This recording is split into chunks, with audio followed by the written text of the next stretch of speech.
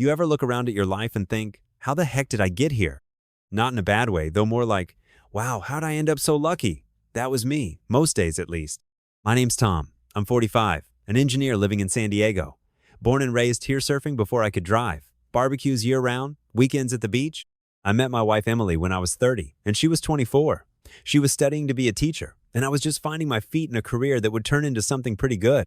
We got married fast, some people said too fast, but hey, I knew what I wanted. I remember thinking, Tom, buddy, don't mess this one up. Emily was the kind of woman who made you want to be a better man. Sweet, smart, organized, exactly what a slightly messy guy like me needed. And she still is. Teaching first graders at Lincoln Elementary, she can make even the shyest kid smile. Seeing her come home with her hands full of colorful crafts, or hearing her stories about a day full of tiny, mischievous faces, it warmed me up in a way nothing else could. We had 2 daughters, Mia, now 16, who somehow inherited her mom's brains and my sarcasm, and Hannah, 14, our quiet, artistic kid who spends half her day sketching or reading novels with covers that look way too serious. The girls were a handful, of course. Teenagers always are, but I loved it. My favorite moments were always the simplest ones. Sunday mornings making pancakes, Mia laughing because mine always ended up burned, Hannah rolling her eyes at her sister's jokes, and Emily just shaking her head with that warm smile of hers. I didn't care if it sounded cliché, that was happiness right there. We had our routines too. Every Friday was pizza night. We'd sit around the kitchen island, arguing over toppings and deciding what movie we'd watch, even though we all knew we'd end up streaming some cheesy comedy none of us actually chose. Saturdays, Emily and I would wake early, sneak out for coffee at this tiny cafe by the ocean while the girls slept in. It wasn't perfect, nothing ever is, but it was ours. Emily and I were good. We laughed at the same jokes, worried about the same bills, navigated parenting like 2 pros on a tightrope. I genuinely thought we were solid. Then, little by little, something shifted. Nothing big at first, just tiny things you barely notice. Emily started staying later at work, preparing lessons, she said. Okay, fair e-noticing isn't exactly a 9-to-5 job.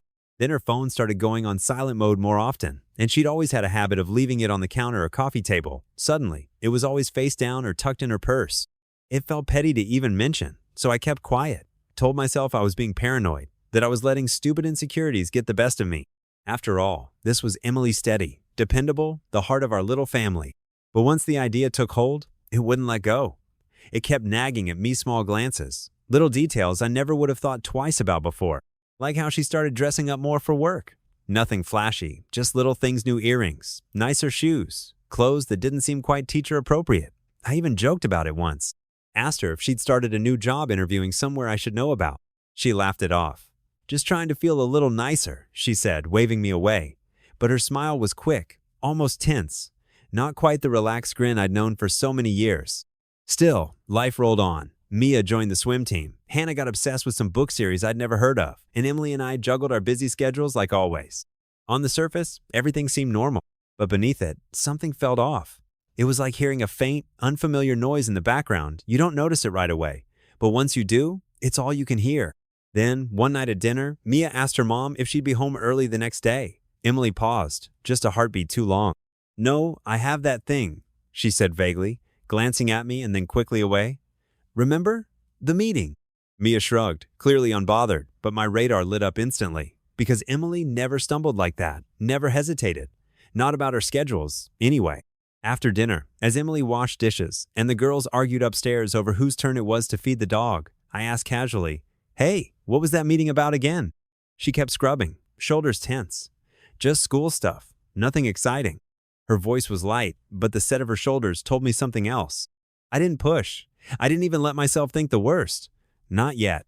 But as we got ready for bed, I felt something tightening inside my chest, a shadow starting to creep in at the edges of my perfect little world. That night, lying next to Emily as she slept peacefully beside me, I stared at the ceiling and wondered for the first time, could the life I'd built, the one I loved so much, really be as solid as I'd believed? Because deep down, something told me it wasn't just paranoia. Something was definitely wrong. You know how they say, once you see something, you can't unsee it? Like a crack in a windshield first, it's tiny, barely noticeable, but soon it spreads and becomes all you can think about? That was my marriage, slowly splintering right before my eyes. At first, I blamed it on stress. Emily was coming home late almost every night, blaming parent-teacher meetings or lesson planning. She looked exhausted, distant. Gone was the Emily who curled up next to me on the sofa after dinner. her legs draped over mine as we laughed at reruns of The Office. Instead, she'd come home, mutter a quick, "Hi," grab a quick bite, and vanish upstairs to grade papers or take a long shower. Our bedroom, once a place of warmth and whispers in the dark, became strangely quiet. I reached for her one night, hoping to reconnect. She turned away, murmuring something about an early morning. That wasn't like her at all. Her phone, always face down, became another red flag. It used to buzz constantly notifications from the girls, her teacher friends sharing funny memes, but now it stayed eerily silent, or rather, hidden. I asked her casually one morning if she wanted me to check the weather for her. Without looking up, she replied sharply, "No, I'm fine." Little things like this kept piling up. But you tell yourself stories, right? You explain it away. She's tired. We're busy. Maybe it's just what happens when you've been married as long as we have. I almost convinced myself. Almost. But then came that party. It was at our neighbors, the Fergusons. Nice folks, Jake and Laura. They threw these neighborhood get-togethers a couple times a year. Backyard lights, wine, burgers, sizzling on the grill. The kind of thing I usually enjoyed. But this time, I couldn't shake the cloud hanging over me. Emily was chatting with Laura and some of the other neighborhood wives near the patio. She was laughing, looking relaxed, more relaxed than I'd seen her in weeks. She'd dressed nicely, 2 more makeup, a new dress I didn't remember seeing before. Jake handed me a beer, nodding toward the group. "Looks like the ladies have something interesting going on over there," he joked. "Probably planning their next book club meeting." I chuckled, a bit confused. "Book club?" Emily never mentioned it. Jake gave me a knowing smirk. "That's what Laura calls it. But trust me, they talk about everything except books. Mostly gossip and wine, from what I hear." I laughed it off, but the thought stuck with me. Emily hadn't mentioned any new book club. She usually told me everything about her friends, who said what, who wore what, who drank too much wine and ended up oversharing. Why hadn't she mentioned this? Later that night, after the crowd had thinned and we walked home under a sky scattered with stars, I casually brought it up. "So, what's this book club Laura was talking about?" Emily paused for a beat, just a little hesitation, barely noticeable. "Oh, it's just something the girls started up recently. You know, wine, books, girl talk, it's no big deal." She smiled quickly, changing the subject before I could press further. But the tone in her voice, the slight stiffness, made something in me tighten. That night, sleep didn't come easy. I lay awake, replaying conversations, searching for clues.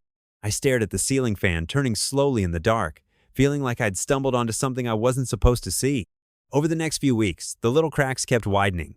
Emily's book club nights became more frequent. Every time she went, she'd dress up just a bit too nice perfume, heels, a touch more lipstick than usual. Once, she even came home with a faint scent of cologne lingering on her clothes. I asked her about it, trying not to sound accusing. She brushed it off, laughing lightly. "Oh, that's probably from Jake. He hugged everyone goodbye. He'd had a bit too much wine." I nodded, smiling back. But inside, something was gnawing at me. I wanted to trust her. God knows I did. This was Emily, after all, the woman I'd built my life around. But trust, once shaken, is harder to regain than you think. I started paying closer attention, not snooping exactly, just noticing things I'd overlooked before. How often her phone was in her hand, how quickly she'd close the screen if I walked into the room, the way she'd disappear for a call, voice lowered to a whisper.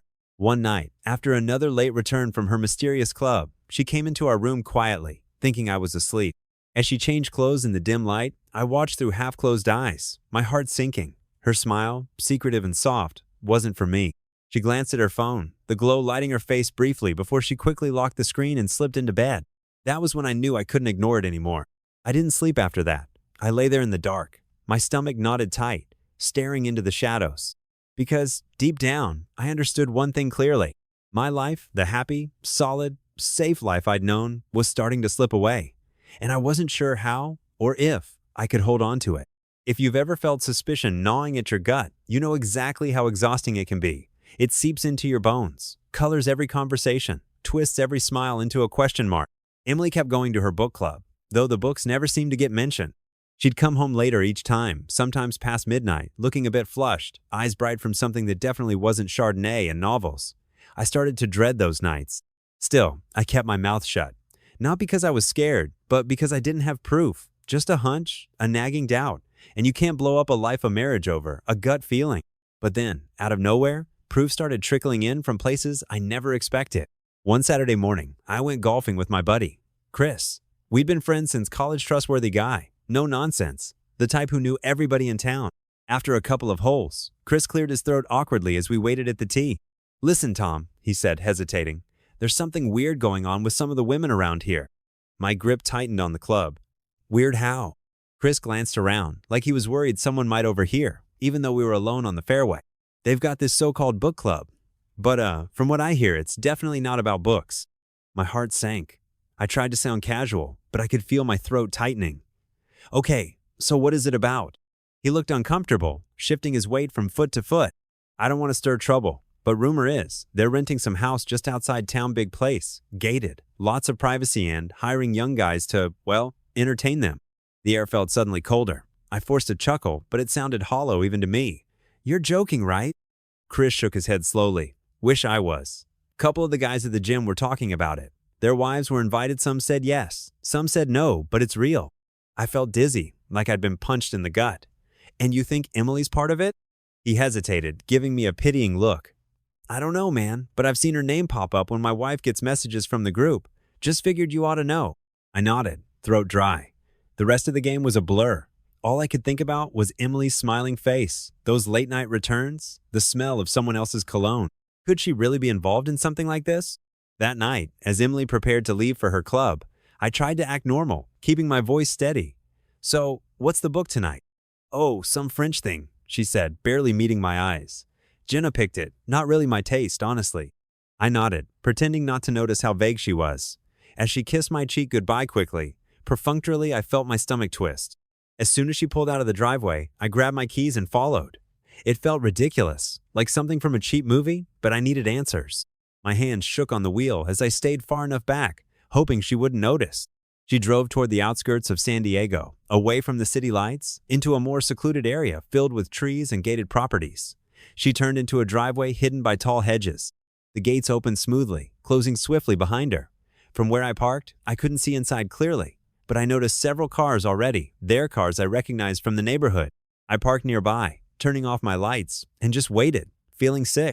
Over the next half hour, a few more cars arrived, each driven by women I knew, friends of Emily, people we saw regularly at barbecues and PTA meetings. And then, about 20 minutes later, a black SUV pulled up. 3 young guys stepped out, clearly dressed for more than just delivering books.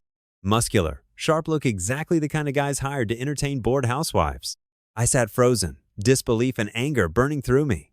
I imagined Emily inside my Emily, the woman I'd shared nearly 20 years with, laughing, drinking wine, being charmed by these strangers.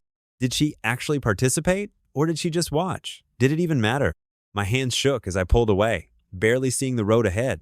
Back at the house, I paced the living room, trying to rationalize it, to find some other explanation. But what else could it possibly be?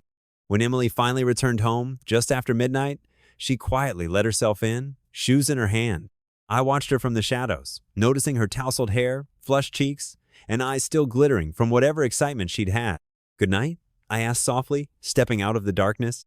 She jumped, startled. "God, Tom, you scared me," she said, her voice thin. "How was your book?" My voice was steadier than I expected, cold. She hesitated, her eyes darting away. "Fine, you know, just the usual, girls and gossip." I nodded, not pressing further, because at that moment, I knew everything I needed to know. After Emily went upstairs, I stayed downstairs for a long time, staring into the dark. I wasn't just suspicious anymore. Now I had seen enough. And once you see something like that, once you really know, there's no going back.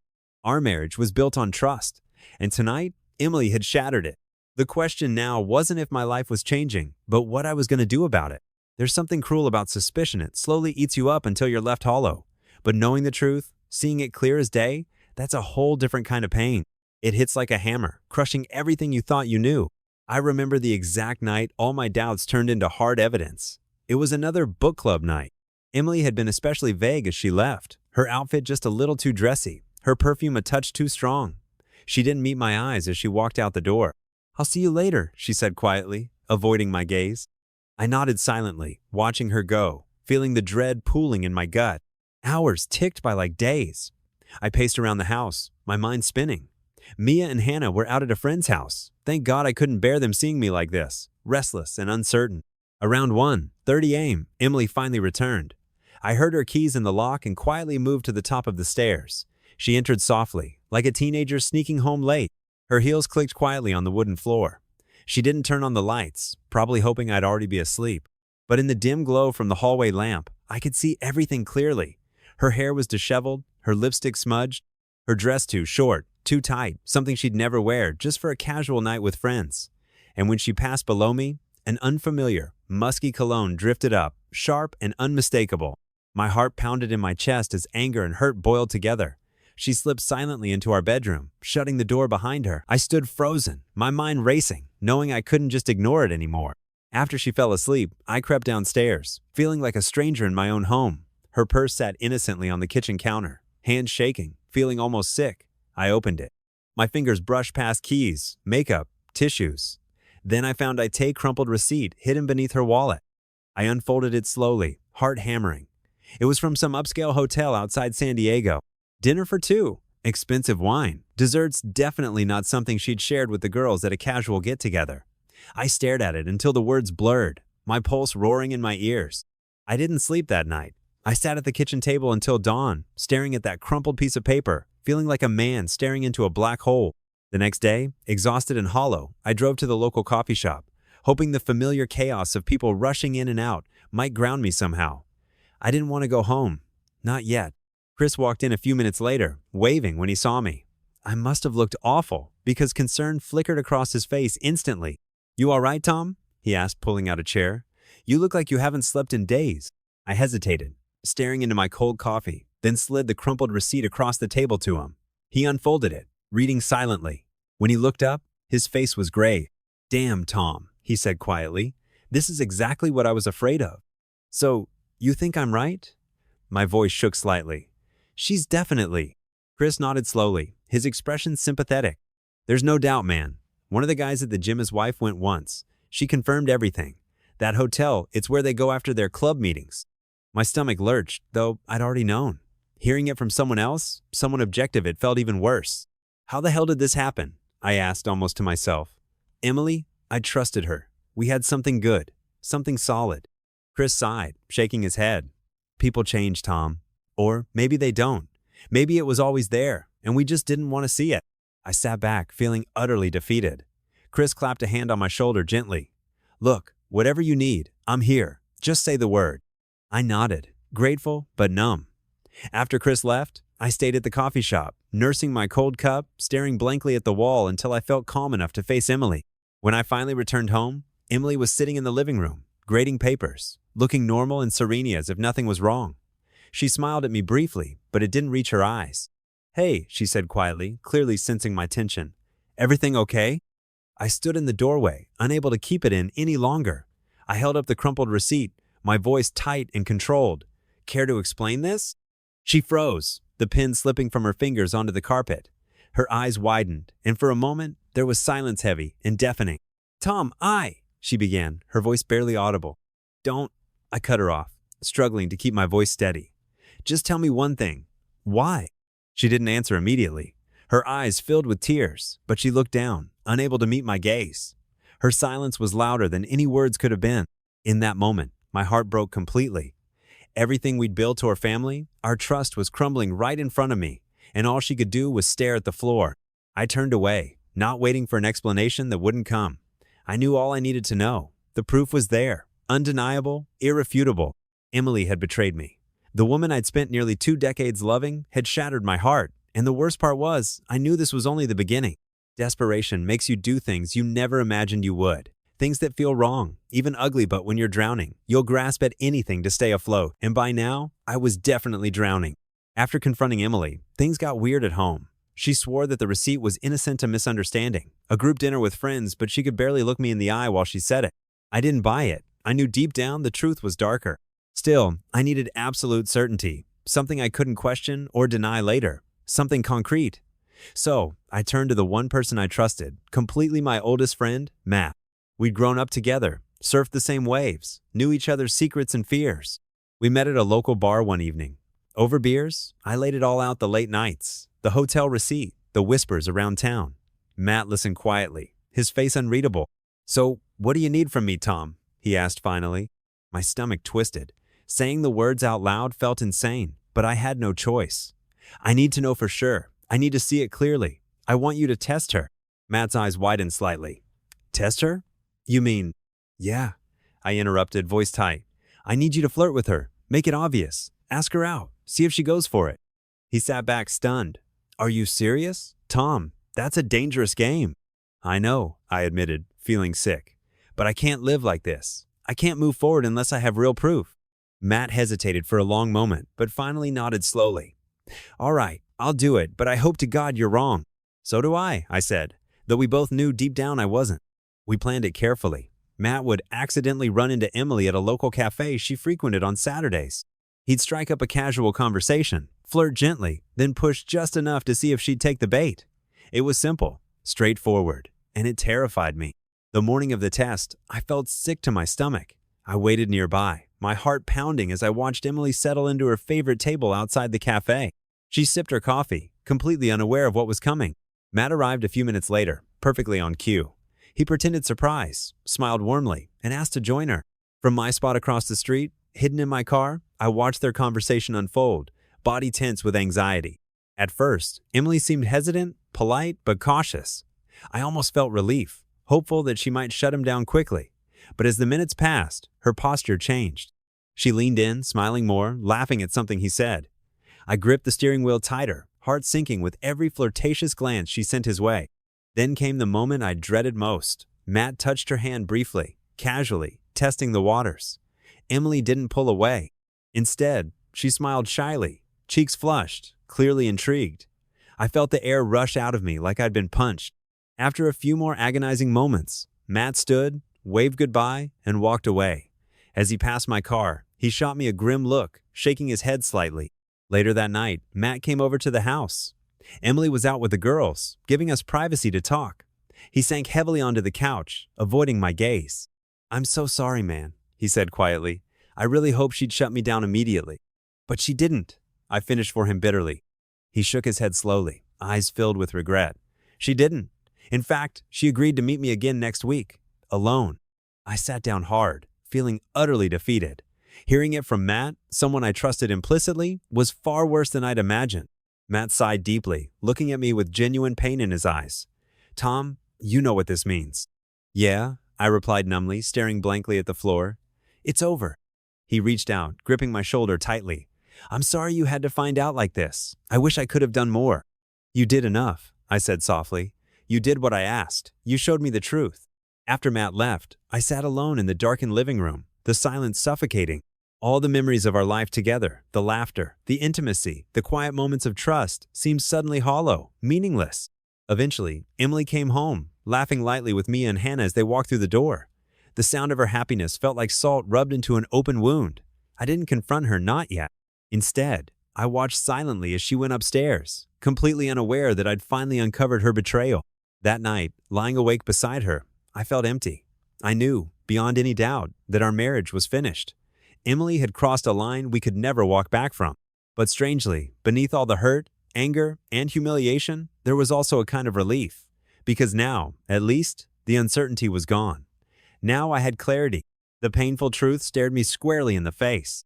Emily had failed the test, confirming my worst fears. She'd chosen betrayal over loyalty. And now, all that remained was deciding how and when to end the life we'd once built together. There's nothing quite like confronting someone you love. You picture it in your mind, rehearse it 100 times, but when the moment comes, it never feels anything like you imagine. 2 days after Matt's test, I finally broke. It was late evening. Mia and Hannah were staying overnight with friends, giving Emily and me an uncomfortable silence at home. We moved around each other cautiously, like strangers trapped in a shared space. She sat at the dining table, grading homework as usual, trying to appear normal. But every little movement she made felt dishonest to me now. I stood in the doorway for a long moment, heart hammering. Finally, I spoke calmly, directly, without preamble. Emily, we need to talk. She stiffened slightly, her hand pausing mid-mark. She didn't look up immediately, just took a quiet breath, composing herself before meeting my eyes. What's wrong, Tom? I almost laughed at the question. Are you seriously asking me that? She put down her pen, face carefully blank. What is it you think I've done? I took a deep breath, holding her gaze. I know you've been cheating. I know the book club is a lie. And I know you weren't alone at that hotel. Her eyes widened briefly, then hardened. I told you, Tom, that's just gossip. You're being paranoid. I shook my head, anger bubbling up. Stop. Just stop lying, Emily. I have proof. Her composure slipped slightly, but she tried to hide it, forcing a cool tone. What proof? I stepped forward, my voice trembling slightly from anger and hurt. Matt, he approached you at the cafe? Remember that? It wasn't an accident. I asked him to do it. He told me everything, how you flirted, how you agreed to meet him again. Alone. Her face drained of color instantly. For a moment, silence stretched between us, thick and heavy. Then her expression hardened again, almost defiantly. So, you set a trap for me? Her voice was quiet, tinged with bitterness. I had to, I said sharply, my voice rising despite myself. I needed the truth, and clearly you weren't going to tell me on your own. She stared at me, defiance mixing with a strange calmness. Then, slowly, she nodded, dropping the pretense altogether. Fine, yes, I've been seeing someone. It started a few months ago, and yes, I met him through those nights with the girls. Hearing her admit it so bluntly felt like a punch to the gut. I had expected denial, maybe tears, apologies, but this cold admission hurt even more. Why, Emily? My voice cracked slightly, betraying my pain. Was our life really that bad? She sighed heavily, leaning back in her chair. It's not about you, Tom. I still love you. I always have. But I needed something different, something more exciting, something for myself. Her words felt like a slap. Something exciting? Is that supposed to justify betraying me, betraying our family? She looked at me with a sad, defiant gaze. I never planned it, but when it happened, I realized I needed it. And maybe, if you're honest with yourself, you'll see that we've both been drifting apart for a long time. I shook my head in disbelief. Drifting apart doesn't justify this. It doesn't justify you humiliating me, lying to meadow us. She stood suddenly, her voice rising with frustration. Maybe I'm tired of always having to justify myself, Tom. Maybe I'm tired of feeling trapped. You don't own me. You never did. Her words echoed sharply in the silent room. I stared at her, stunned. Own you? Is that how you see marriage? As ownership? She took a shaky breath, voice quieter now, but firm. I don't know what it is anymore. All I know is that I don't want to feel confined. Maybe we need to reconsider things. An open marriage. I cut her off sharply, unable to believe what I was hearing. An open marriage? Is that your solution? You think sharing you with other men is something I'd ever agree to? Her expression grew colder. I'm just suggesting we try something new, something honest at least. Clearly the way things are isn't working. My chest felt tight, anger mingling with raw disbelief. Honest? You call sneaking around behind my back honesty? I'm trying to find a way forward. She snapped. You can judge me all you want, but at least I'm offering a solution. What are you offering, Tom? More of the same? More pretending? I took a step back, feeling defeated. Her words rang painfully. True things had changed, broken in ways that couldn't be repaired. Yet the idea she suggested, sharing her openly, was impossible, unimaginable. No, I said finally, firmly. I'm not playing this game. If you want freedom, Emily, you can have it. But not with Minot like this. She stared at me silently, finally seeming to realize the gravity of what she'd done.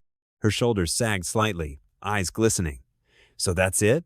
After everything, you're just going to give up? You gave up first, I replied, voice barely above a whisper. You made your choice clear.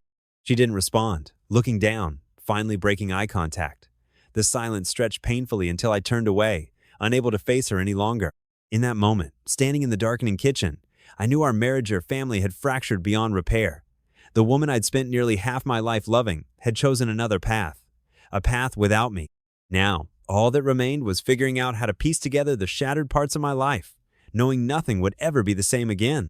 They say there's a moment when everything clicks into place. For me, it wasn't some grand revelation. It was quiet, painful clarity. My marriage was over. Emily's suggestion of an open relationship wasn't freedom, it was betrayal wrapped in excuses. After our confrontation, things deteriorated fast. Home became a battleground of silence and icy glances. We moved around each other, careful not to touch, careful not to speak unless necessary. Every dinner, every moment spent together felt like torture. 2 weeks later, I couldn't take it anymore. After a particularly strained dinner, with Mia and Hannah casting worried looks between us, I finally said what had been brewing in my heart. I'm filing for divorce. The words dropped like a stone, heavy and unmovable. Emily froze, her fork suspended midair. Mia's eyes widened. Hannah's lip trembled. Tom, Emily began, her voice shaky. No, I interrupted firmly, feeling the weight of my words. I've thought this through. I can't live like this, and I won't pretend. The girls exchanged terrified looks. Mia's voice broke first, sharp and angry. Dad, no, you can't do this to us. We're still a family. Hannah's tears began silently, her voice barely above a whisper. Please, Dad, can't you and Mom just work it out? Their pain cut me deeper than anything Emily had done. I knelt beside them, desperate to ease their hurt. Girls, I'm so sorry. But staying like this, pretending everything's okay, that's not fair to anyone. Emily stood, eyes red, voice bitter. This is your choice, Tom. Remember that. You're breaking us apart. I looked up at her, anger simmering beneath my grief. You broke us apart the moment you chose someone else, Emily. Silence fell again, filled only by Hannah's quiet sobbing. Mia stared defiantly, eyes blazing with teenage rebellion and confusion. I hate this, she shouted, storming away. Hannah followed silently, leaving Emily and me alone, standing in the wreckage of our life together.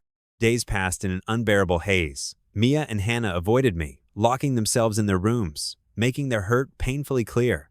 Emily grew colder, retreating further into bitterness and blame. Our home had become toxic, filled with tension and heartache. But then, a darker, uglier thought started creeping into my mind. Thoughts so terrible it made me feel sick. Could Mia and Hannah really be mine? How deep did Emily's betrayal run? The suspicion ate at me like poison. Late at night, lying awake in a guest bedroom I'd moved into, I wrestled with the idea. Emily had lied so effortlessly before, could she have lied about this too? I hated myself for even thinking it, but the seed was planted. I needed certainty, even if that certainty tore me apart even more. One morning, alone and determined, I ordered 2 discreet DNA testing kits online. They arrived quickly small, innocent-looking boxes that felt like ticking bombs in my hands. The next evening, I waited until everyone was asleep. Heart racing, guilt twisting inside me, I quietly slipped into the girls' room. With gentle precision, I collected hair samples from their brushes, my hands trembling the entire time. I packaged them carefully, sealing them away along with my own samples, and sent them off the very next morning, feeling dirty and ashamed. Waiting for the results was torture. Every day felt like a lifetime. I kept my distance, barely speaking to Emily or the girls. Guilt gnawed at me constantly. Was this paranoia or legitimate fear? Was I now the one betraying my family? 2 weeks later, the email finally arrived, simple yet devastatingly clear. My fingers shook as I clicked to open the results. My heart pounded, my breathing uneven. But as I read the report, a tidal wave of relief and shame crashed over me. Mia and Hannah were mine, unquestionably, biologically. Tears blurred my vision as guilt overwhelmed me. I doubted my own daughter's innocent victims of their mother's choices. Despite the relief, my anger toward Emily deepened. Her actions had pushed me to this point, questioning everything, doubting my own children. I'd crossed a line I never imagined possible, and now I had to live with the shame. That evening, feeling hollow and defeated, I called Mia and Hannah downstairs. I sat them down, fighting back tears. I'm so sorry, I began, voice shaking. This has hurt you both deeply, but I promise you this, no matter what happens between your mother and me, you're both my world. My love for you will never change. They watched me silently, wary and hurt, but I saw something soften in their eyes, a spark of understanding, maybe even forgiveness. Emily appeared in the doorway, her eyes guarded but pained. She didn't speak, only listened as I reassured our daughters of my commitment to them. Afterward, she approached me cautiously. Tom, she said softly, almost pleading, is there really no way to fix this? I shook my head slowly, sadness and certainty mingling. You changed everything, Emily. We can't go back. She turned away, quietly accepting my words. In that moment, we both understood the family we'd built, the trust we'd shared, was irreparably broken. All that remained now was finding a way forward, separately. The path ahead would be painful and uncertain, but at least now I knew, beyond doubt, the extent of my heartbreak. My marriage was over, but Mia and Hannah were still my enemy daughters, my responsibility. My love for them remained untouched, even if everything else was shattered beyond repair. People always say divorce is ugly, but nothing prepares you for how brutal it really is. It's not just paperwork and lawyers, it's tearing apart the life you've built piece by piece, while everyone watches, judges, and takes sides. The legal process started quickly. I hired a lawyer who advised me to document everything, including Emily's infidelity. It felt cold, ruthless, but necessary. We collected evidence, the hotel receipts, texts she'd carelessly left undeleted, even Matt's reluctant statement. Emily didn't fight it. She knew the evidence was overwhelming. On the day of our first court appearance, we sat at opposite ends of the courtroom, strangers now instead of husband and wife. Her lawyer spoke calmly, professionally, but Emily remained silent, barely looking up. The judge reviewed everything briefly, then turned to me. Mr. Reynolds, given the evidence presented, the court acknowledges the grounds of infidelity. Hearing it stated officially was like another knife in my chest. Emily flinched slightly, but said nothing. The divorce moved forward, methodical and impersonal. But if the courtroom was painful, home was worse. Mia and Hannah were torn apart by loyalty and confusion. They blamed me openly, angry and wounded. One evening, Mia confronted me in the kitchen, eyes blazing. "You destroyed our family. Mom begged you to work it out, but you're too selfish." I struggled to stay calm, desperation and sadness gripping me. "Mia, honey, it's not that simple." "No!" she screamed, cutting me off. "You don't even try to understand. You only care about punishing Mom." Hannah stood nearby, silent, her eyes wet with tears, her gaze accusing. "Daddy, you're breaking everything apart. Why won't you just forgive her?" Their pain gutted me. I knew they didn't fully understand, couldn't understand what had truly happened. They saw only the outcome, their parents splitting apart, their safe world shattered. As the weeks dragged on, home became unbearable. Mia and Hannah withdrew completely, hiding behind closed doors, refusing to speak to me. Emily moved through the house like a ghost, bitter and distant, fueling the resentment our daughters felt. Finally, unable to take it anymore, I packed my belongings and rented a small apartment across town. It felt like defeat, leaving the home I'd built, the life I'd loved. But the constant hostility, the cold silence was slowly destroying me. My first night alone in the new place felt surreal. I sat among unpacked boxes, numb, staring at bare walls. Silence pressed down around me, suffocating and painful. For the first time, I truly felt the depth of what I'd lost. I reached out to Mia and Hannah repeatedly, texts, calls, even handwritten notes. But days turned into weeks without response. Their silence was deafening. Emily, perhaps driven by guilt or anger, did nothing to help bridge the gap. If anything, she seemed to encourage their anger toward me, allowing me to bear the full weight of their resentment. My own family parents, siblings reacted differently. My mother, protective and traditional, was devastated, blaming Emily entirely. But my father and sisters quietly questioned if I'd acted rashly, implying perhaps I'd been too quick to tear our family apart. One painful conversation still echoes clearly. My younger sister, Kate, sighed deeply over the phone, her voice gentle but accusing. "Tom, you know people make mistakes. Was throwing everything away really your only option?" Her words twisted inside me, making me doubt everything again. But deep down, I knew forgiveness was impossible not after the depth of Emily's betrayal. Months passed, lonely and isolating. Friends drifted away, choosing sides or simply avoiding the awkwardness entirely. I became a social pariah in my own community, whispers and pitying looks following me everywhere.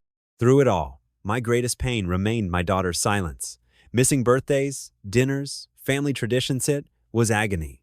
My texts went unanswered, my calls ignored. Each passing day felt like losing them a little more. Yet, I kept reaching out, unable to let go completely. Each voicemail, each unanswered message, felt like throwing a lifeline into an empty void, praying one day they'd grab hold. In the quiet loneliness of my apartment, I replayed every decision I'd made, questioning everything my actions. Emily's betrayal, my daughter's anger. Was I too harsh, too stubborn? Should I have tried harder to forgive, for their sake? But as painful as these thoughts were, I always returned to one simple truth. Emily had destroyed something fundamental in our marriage trust. Without it, I knew there was no going back.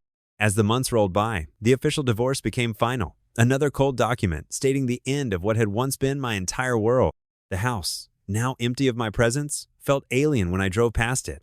A painful reminder of what I'd lost. Life moved on, as life does, but I remained frozen in grief and guilt. I knew I'd eventually find a way forward, but in those dark moments alone, I couldn't imagine ever truly healing. The damage was done, the marriage ended, and my daughter's entire reason for breathing were lost to me. For now, all I had left was hope fragile and uncertain that one day they'd understand. That, somehow, they'd find their way back to me, forgiving what they couldn't yet comprehend. When your entire world falls apart, it's hard to imagine picking up the pieces again. But slowly, almost without realizing, you do. Life has a way of nudging you forward, even when you resist. I buried myself in work after the divorce, spending countless hours at my engineering firm, welcoming the distraction. Days blurred together coffee, meetings, late nights at my desk. It wasn't exactly healthy, but it filled the empty spaces and kept my mind occupied. Then, gradually, almost unnoticed at first, a bright spot emerged. Sophie. Sophie joined our company as a project manager. Fresh-faced, energetic, and optimistic as everything I wasn't anymore. She was 10 years younger, quick-witted, with a smile that felt genuine and infectious. I didn't pay much attention at first. Romance was the last thing on my mind. But she was persistent, drawing me out bit by bit, refusing to let me isolate myself. One evening, working late, Sophie knocked gently on my open office door. "Hey, Tom," she said softly, leaning in with a teasing grin. "It's 8 p.m. I'm officially declaring this workaholic intervention time. Dinner?" Surprised, but grateful for the distraction, I agreed. That night, we talked for hours, over burgers at a local diner, conversation flowing easily. For the first time in months, I felt something other than numbness. Sophie was easy to be around, no expectations, no judgments, just warmth, laughter, and understanding. Over the next few weeks, those dinners became routine. Slowly, she drew me out of my shell, helping me remember who I was outside my pain. We never spoke much about Emily or the divorce. Sophie seemed to instinctively know it was a wound I wasn't ready to probe. Instead, we talked about life, dreams, books we loved, places we wanted to see. Little by little, I felt myself healing. Then, one night, after another late dinner, Sophie took my hand gently across the table. Her eyes met mine sincerely. "Tom, you know I'm here, right? Not just as a coworker or friend. I mean really here." Her sincerity shook me. I hesitated, the wounds of betrayal still raw. But looking into her clear, earnest eyes, I knew I couldn't keep holding on to pain forever. I squeezed her hand gently, nodding slowly. "I know, Sophie. Thank you." After that, things between us changed gradually but unmistakably. Friendship deepened into something warmer, more meaningful. We started spending weekends together, going for hikes, cooking dinners, rediscovering small joys I'd forgotten existed. Yet, even as Sophie brought warmth back into my life, one crucial part still felt painfully missing: my daughters. Months had passed without Mia or Hannah speaking to me. I knew I had to rebuild that bridge. Finally, on a chilly Saturday afternoon, I took a chance. I drove to our old homey heart hammering with uncertainty and knocked gently on the door. Mia opened, surprise and wariness clear in her eyes. "Dad," she said softly, cautious. "Hey, Mia," I answered gently, throat tight. "Could we maybe talk?" She hesitated, glancing back inside.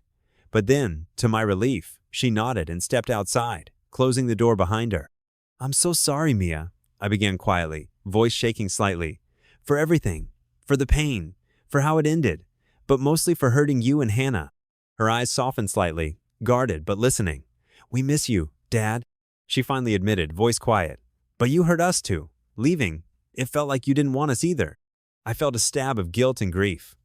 "I never meant for you to feel that way. Leaving was the hardest thing I've ever done, but staying was tearing everyone apart." She sighed, looking down at her feet. "I know it wasn't just your fault. I guess I was just angry and confused." I reached out gently, resting a hand on her shoulder. "I understand, honey. You had every right to be angry. I just want a chance to make things better." She looked up, eyes filling with tears. Then, finally, she nodded, stepping forward into my arms. Relief washed over me, overwhelming and raw. After that day, the bridge slowly began to rebuild. Mia helped ease Hannah's reservations, and we began cautiously reconnecting. Awkward dinners, careful conversations, hesitant laughter. It wasn't perfect, not yet, but it was something real. Slowly, painfully, trust began to return. One evening, I invited Mia and Hannah to meet Sophie. I was nervous, anxious they might reject her, see her as a replacement for their mother. But Sophie handled it with grace, her genuine warmth breaking down their defenses.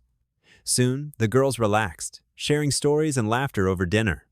Watching them together felt surreal and healing at once.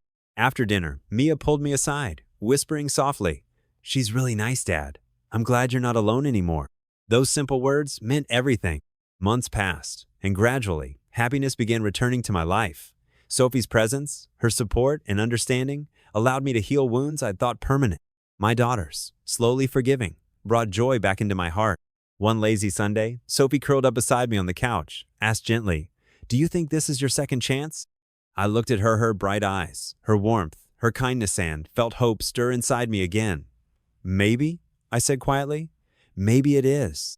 Life had shattered me, left scars I'd carry forever, but it had also given me something unexpected, a chance to rebuild, stronger and wiser.